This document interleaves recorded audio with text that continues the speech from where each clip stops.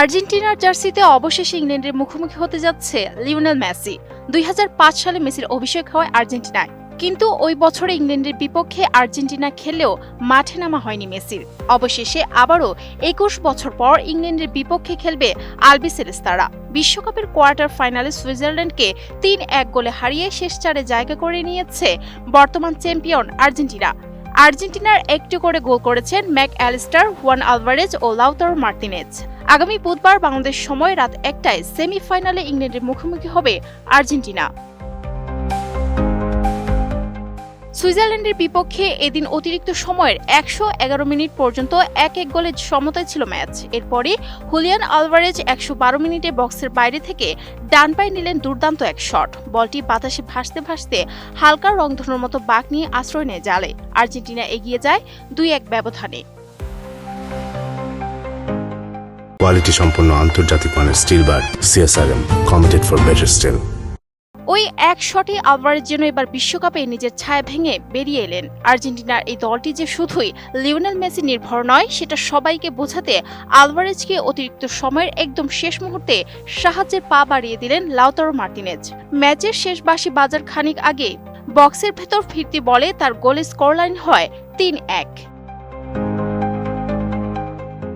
অথচ নির্ধারিত সময় পর্যন্ত ১-১ গোলের সমতায় বুক চিতিয়ে লড়েছে সুইজারল্যান্ড।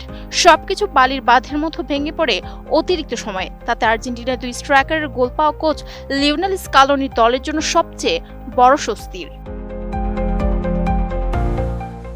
আর্জেন্টিনার জন্য ম্যাচটা সহজ হওয়ার কথা ছিল না। সুইজারল্যান্ড ভালো শুরুও পেয়েছিল, তবুও পিছিয়ে পড়তে হয় ম্যাচের ১০ মিনিটে।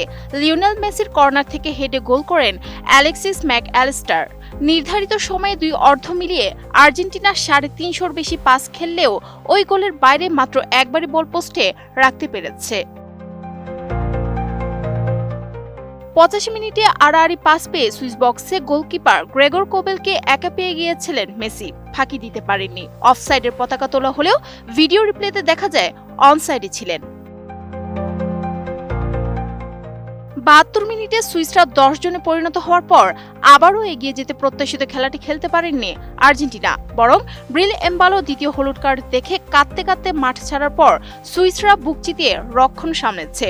প্রতি আক্রমণে উঠে দ্বিতীয়ার্ধে আর্জেন্টিনা গোলকিপার এমিলিয়ানো মার্টিনেজের পরীক্ষাও নেয় সুইসরা।